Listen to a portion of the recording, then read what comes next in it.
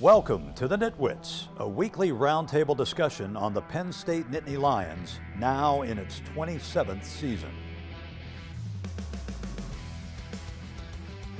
Our panel features a longtime Penn State media and NitWits tag team, Neil Rudell of the Altoona Mirror, and Mark Brennan of Lions 24/7 with Fight on State. The NitWits are hosted by WTAJ's Ryan Riskey, and each week we welcome a former Nittany Lion as our special guest analyst. The NitWits are brought to you by Irwin Financial, Raymond James, a firm foundation for your financial future. By DeLeo Games, serving the community since 1945. By Reed and Solaney Orthodontics, providing friendly, family-focused orthodontic care in Altoona, Bedford, and Huntington. By McAlear's Plumbing, specializing in plumbing, heating, and air conditioning, serving our community since 1886. By RE/MAX Results Realty Group, committed to a culture of professionalism, productivity, and exceptional service. By Dorman's Jewelry, the answer is always Dorman's. By Brent Kogan Electrical Services, lighting the way for you. By NovaCare, Altoona and State College, the power of physical therapy. By Blair Candy Company, the one-stop shop for all your tailgating needs. Candy, snacks, paper supplies, and more. By Harry's Construction, if you can dream it, we can create it. By Lions 24/7 with Fight on State, your online home for Penn State football and recruiting coverage. And by the Altoona Mirror, featuring Penn State Game Day every Friday and Penn State Extra every Monday.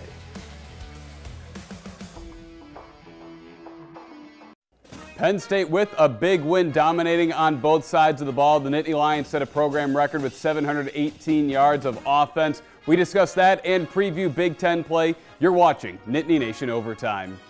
Hey, what I'm doing, hey, getting right to it. Yeah, the money is talking, I'm flowing, it's coming in just how I drew it. Yeah, you know what it is. Hey, we doing it big.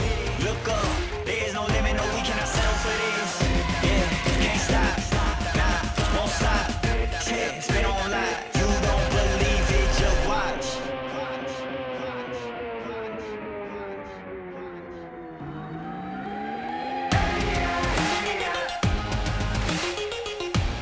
Welcome into another edition of Nittany Nation Overtime. I'm your host, Ryan Riskey, joined by the NitWits, Mark Brennan, Neil Rudell, and former Nittany Lion defensive end Al Polamalu. And guys, a lot to like from this game. Penn State program record, 718 yards of offense. They only allowed 67, which is a difference of 651 yards. Yeah, I mean, you look at what Kent State did against Tennessee the week before, giving up 71 points. I think this was actually more impressive. When you look at 718 yards, most ever in school history, just unbelievable. And the thing I loved is the way they spread it around, rushing the ball, passing the ball, getting a bunch of younger players involved. So I think coming out of a bye week, you knew this was going to be a blowout. I think this was a good all-around game heading into Big Ten play for Penn State. Yeah, and I mean, they did not start well defensively against Bowling Green, but I think this was a totally dominating defensive performance. You know, and I agree, because one of the points of emphasis, I think, was, you know, Julian Fleming, Liam Clifford, some other parts that they have on offense that maybe weren't being targeted as much the first couple games. So I think they checked a lot of boxes this game, and yet now we'll start to unpack the next phase of the season. I think the biggest thing I took out of it was the consistency on that offensive line as well as that defensive line. Still a little slow in the start of the game.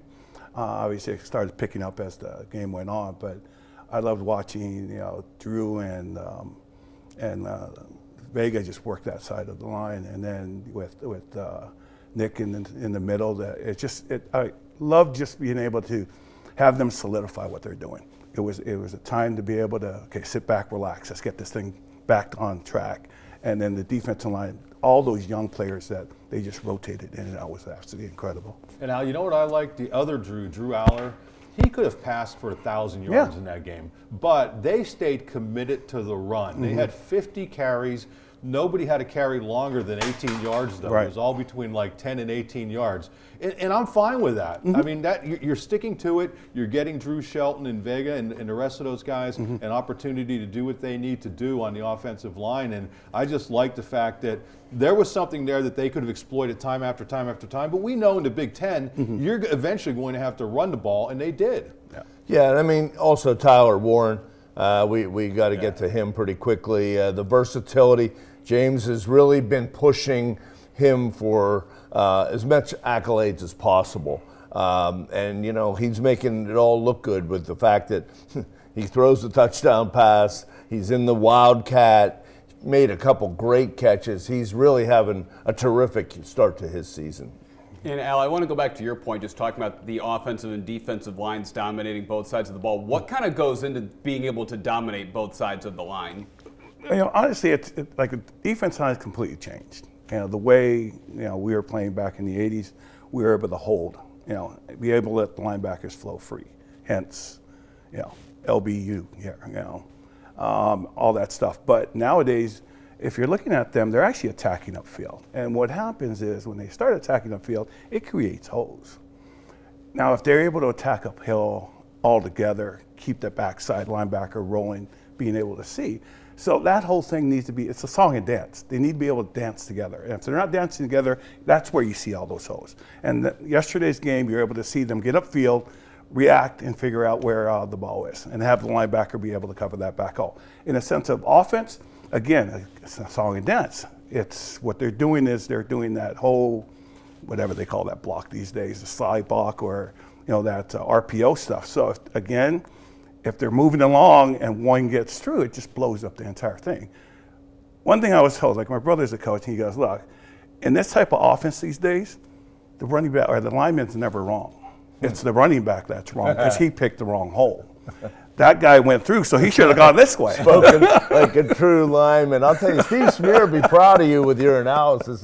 Bringing guest nitwit lineman, that's where it all starts. Hey, in all seriousness, though, you know, I think a real shout-out, you have to give a shout-out to two young coaches. Dion Barnes came in on the defensive line, has done an unbelievable job. And when you look at the progress of that offensive line under Phil Troutline, I mean, they have just grown by leaps and bounds over the last 3-4 years. His first year, they weren't quite there, but he's gotten better and better. I think having Frank Leonard in there has really helped him. But those two young coaches on a staff, they're entrenched there for a while if they can keep them. Well, they're sitting there with 8 offensive linemen on active NFL role. I'm not talking about practice squad guys. So, you know, at times the offensive line has sort of been that target for all of us. But, you know, they're putting guys out there playing on Sundays. And they've done a great job of building up depth. You know, they've done a great job of that since 2021 when they got really thin.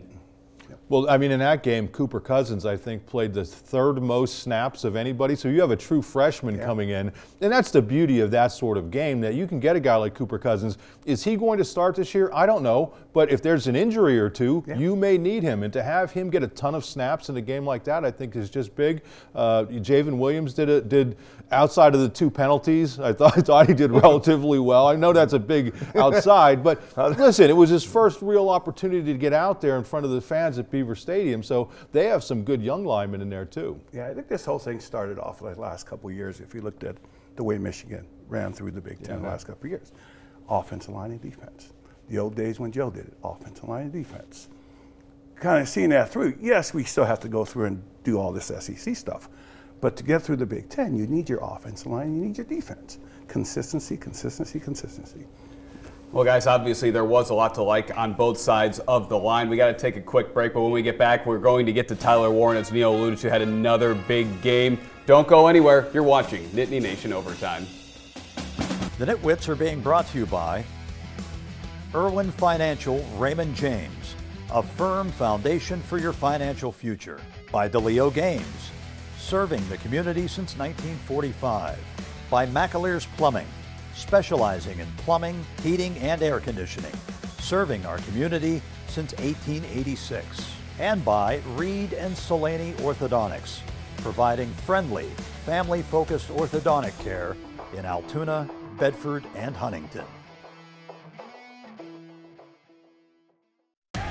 You're watching Nittany Nation Overtime.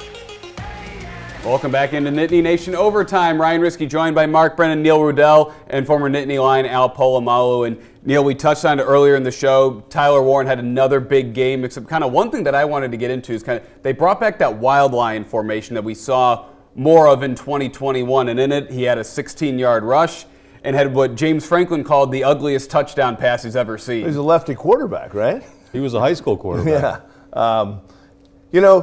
He decided to come back. He had a decision to make. I'm sure they, said, we're going to build a lot of things around you and really showcase your ability. And, he made a great catch and took a tough shot on the sideline. I mean, he's done it all. I think it's really hard when coaches sit back and say, this is the best tight end in the country. Because how many of the other guys do they really see? But certainly Warren's in the conversation. And James has even said he thinks, when you're talking about the best tight ends in the country, it shouldn't just be about receptions and yards and touchdowns. It should be blocking and everything else that they do. And Tyler Warren excels at all of that. You know what I like is that it was clearly in Franklin's craw that this kid isn't getting enough credit in Franklin's view. And what do they do about it? They have fun. That's been missing from this offense. It was missing from the offense under the former coordinator, who I'm trying not to mention every single show. But what do? You let them run the ball, you let them pass the ball. I just think they're having fun with this offense, and I think that was exhibit A hey, you want people to look at what your guy's doing? Give them the ball and have some fun with it. And I think one thing is that also, just as a viewer and a fan, it's a fun offense to watch. It doesn't get stale like last year. They're creative, a lot of big plays. And then, again with Tyler Warren, he was a rushing touchdown away from the hat trick in the game. Hey, how about last year? Again, I'm going to stop going back to the former coordinator, but they refused to take deep shots. They refused. Corey fixed that. Yeah, exactly. Check deep. Amari Evans he's averaging 25 yards a catch. Drew Aller was 7 of 8 on passes of 15 yards or more. Did he even throw 8 passes all of last year of 15 yards or more? Maybe they have more confidence in the offensive line, too. Well, maybe they have more confidence in Drew Aller, and maybe they needed to have more confidence in him all along. Even if he's going to make a mistake here and there, you're seeing the difference in the explosive plays. I think a lot of that also last year was that the receivers couldn't get separation. And if you can't get separation and you're a young quarterback, you're not releasing it. He's too scared, not only to be scared, but he's too worried about releasing it on that tight coverage. But as he grows older, he knows he's going to throw it open. So as you're seeing, as he grows, he's going to throw that same pass that he wouldn't have done last year, this year, or next year, because he's going to throw it open versus trying to throw it into a tight window. So, yeah, last year was a little bit different. You could blame it on this, blame it on that. But if you really looked at that film, there was no separation on any of those wide receivers. And he wasn't confident enough to dart that spot. Now he's actually able to throw it open versus trying to dart it. What I would say is Amari Evans' career-long catch was 5 yards before the coordinator change, and now he's averaging 25 yards. So I agree with you, Al, that part of it is Drew's growing and just becoming more confident as a quarterback, but I don't think you can do that if you're not getting the opportunities, and I think they're showing a little more confidence in it. And let's get to it. And this was Kent State. So I know they took these shots, and that's good, but I hope they didn't build a false sense of security against a totally inferior opponent. I kind of felt bad for Kent State as this game wore on. I actually thought they hung in there as well as they could for the first, played super hard compared to what happened at Tennessee. They get their quarterback banged up. This is, really kind of men against boys. And I thought it got a little chippy late, too, because of the frustration that was setting in. Well, I would say that Aller's leading the Big Ten in quarterback rating by a long margin after 3 games, not just Kent State. So he did it against a pretty good West Virginia team, and Bowling Green went down and actually played well against Texas A&M. So, it wasn't just against one bad opponent. He's done it against 3 opponents. Now, let's see what happens now that we're in the Big Ten. That experience is always the greatest teacher of life. Yeah, I mean, obviously, Neil, you said it was a slow start, except once they picked it up, they picked it up. And honestly, only scoring 56 points doesn't even tell the whole story. As we said, they had the program record, 718 yards of offense. If they didn't get off to such a slow start, obviously Bo threw the interception early in the game, they probably could have put up 70. Yeah, and I do wonder about that. Early on, they're having fun, great. different guys throwing passes, but you can do that. It's fun until it doesn't work in some key situations that really matter. I like that they obviously consider Prabula one of their better players, and they're giving him some opportunities. And Kent State made a great play on that early. And one thing that I liked about that is that they gave Bo another chance to throw the ball later in the game after he threw that interception. Well, yeah, and he made some really nice throws. I mean, that catch by Luke Reynolds, by the way, was just absolutely unbelievable. But, I mean, yeah, Prabula, that's what I think a lot of people were waiting to see. Okay, we know what he can do coming in there as that change of pace guy, but what's he going to do when he gets some reps? And I thought he had some really nice balls.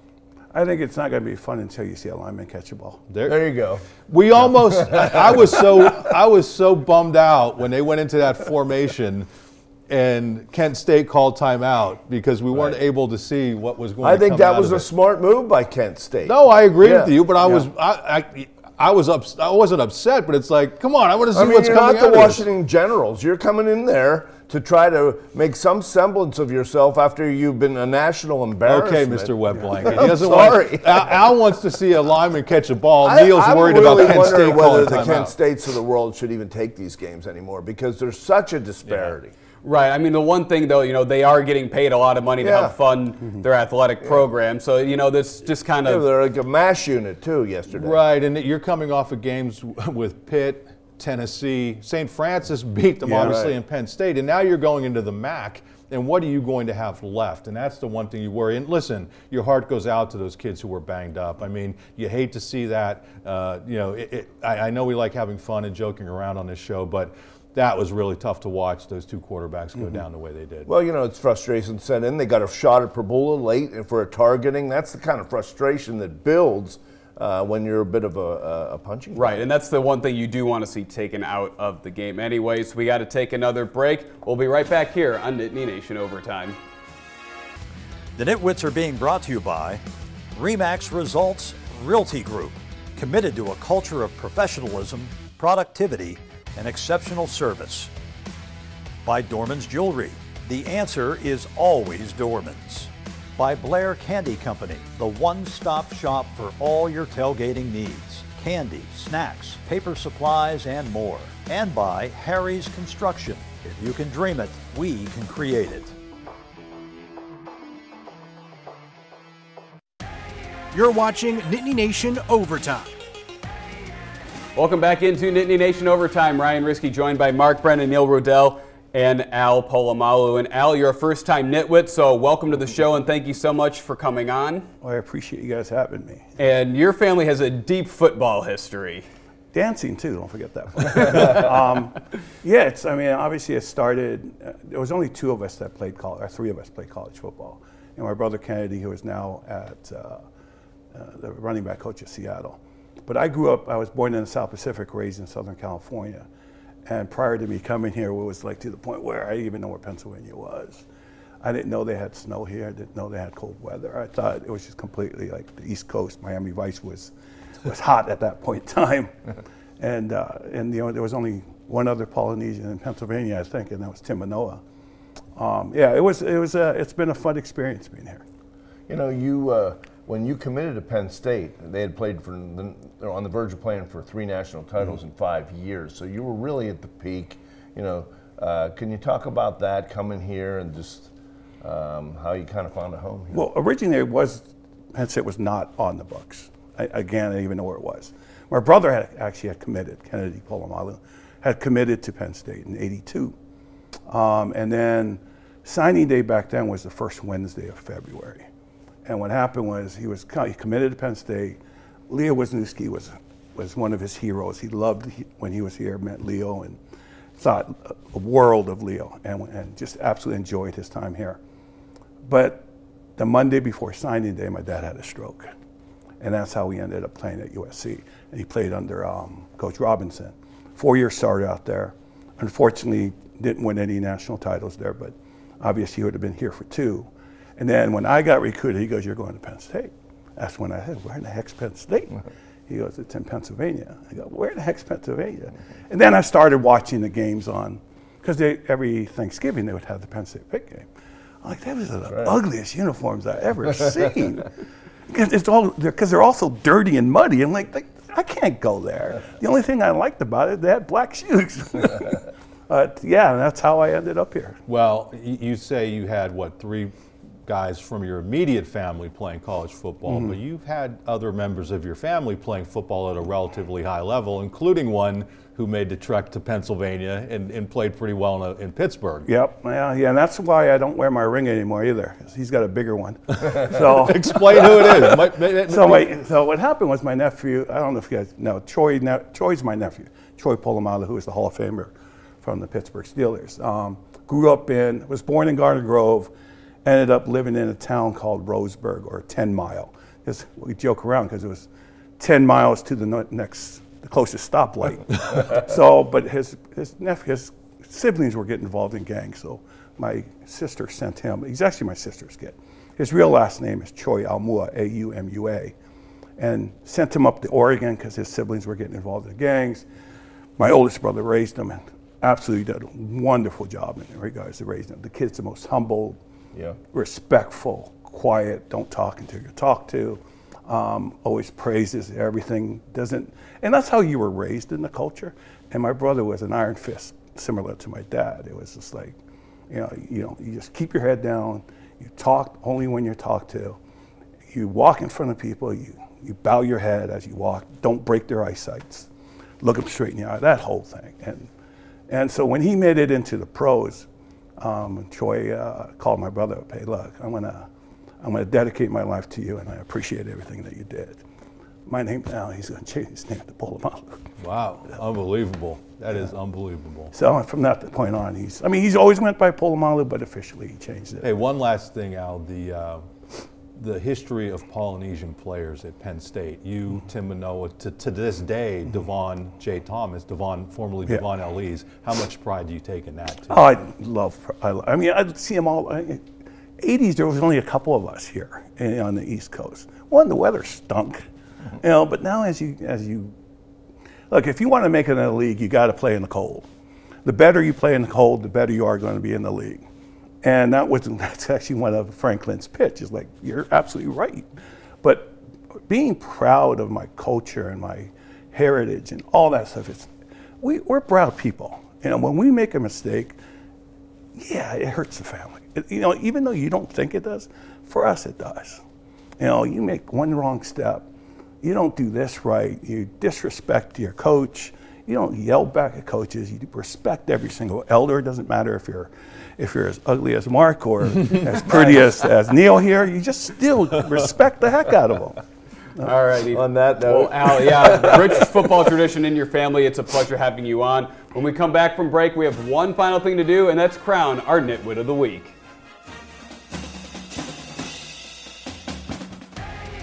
Don't miss a minute of Nittany Nation Overtime, now also on Apple and Spotify. The Nitwits are being brought to you by Brent Kogan Electrical Services, lighting the way for you.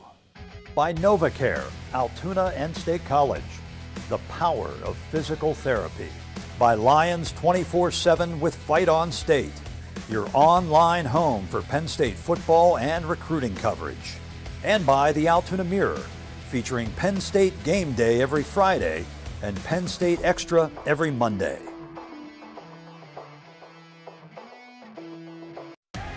You're watching Nittany Nation Overtime.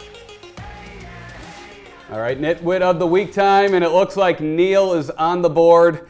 Neil, that late touchdown in the final minute got you the win. I'm on a streak, so look out, Ryan. You and Andrew and everybody else is involved with your picks. So close to starting 3-0. We need Al to break the streak of non-winners for the guests. All right, well, Neil, by rule, since you won, Yeah, you're that up is the first. rule. By rule. Hey, they're going against a good football coach who's given Penn State some problems. A lot of respect for him. He's been in Wisconsin, Illinois. I'm thinking he's got to keep Penn State's offense kind of under control and off the field as much as possible, run the ball. I'm going to say Penn State 32, Illinois 22. I'm going to say Penn State wins this one 31-24. I will go Penn State 34-17. I think they're going to have some big plays, like where the bye week came and the fact that some guys were able to get healthy and like that they were able to work out some kinks against Kent State. Line 17.5, you're right on the fence, pal. Al? I think he's just that kind of a coach that will just slow everything down. Run, and try to keep our offense off the field.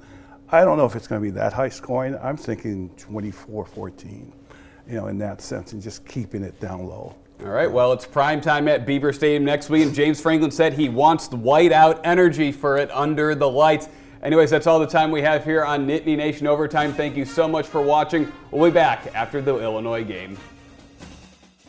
Thanks for watching WTAJ's Nittany Nation Overtime.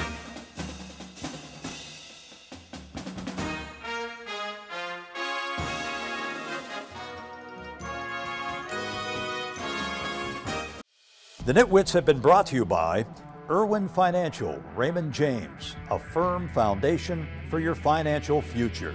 By DeLeo Games, serving the community since 1945. By Reed and Solaney Orthodontics, providing friendly, family-focused orthodontic care in Altoona, Bedford, and Huntington. By McAlear's Plumbing, specializing in plumbing, heating, and air conditioning, serving our community since 1886. By RE/MAX Results Realty Group, committed to a culture of professionalism, productivity, and exceptional service. By Dorman's Jewelry, the answer is always Dorman's. By Brent Kogan Electrical Services, lighting the way for you. By NovaCare, Altoona and State College, the power of physical therapy. By Blair Candy Company, the one-stop shop for all your tailgating needs. Candy, snacks, paper supplies, and more. By Harry's Construction, if you can dream it, we can create it. By Lions 24/7 with Fight on State, your online home for Penn State football and recruiting coverage. And by the Altoona Mirror, featuring Penn State Game Day every Friday and Penn State Extra every Monday. Thanks for watching, and we'll see you next week.